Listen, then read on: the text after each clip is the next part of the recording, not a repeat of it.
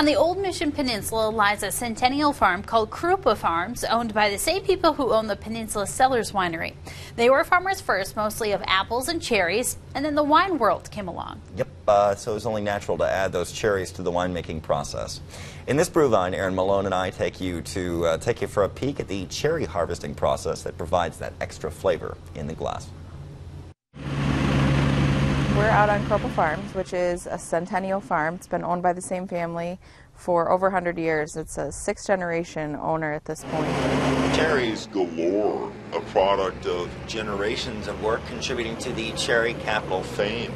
Today we're harvesting sweet cherries, which usually go into yogurt, pies, and juice. But here it's also put into wine and ciders, which creates an authentic product and experience. They can look around and see that the product they're drinking is from fruit grown right here on the peninsula. We process these cherries ourselves, along with our apples and grapes, which we all grow as well.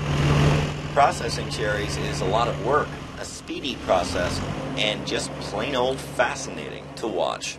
See them shake the cherry trees. The cherries are now harvested by shaking the tree, and then they'll move down a conveyor belt to boxes, and then drivers will take the cherries from here to our cooling pad, where they'll get put into cold water to cool off because they've been out in the orchards in the sun. From here, these bright red bursts of flavor will be processed for wine by pressing them into juice. And you might be surprised, but the cherry doesn't always just offer a sweet flavor.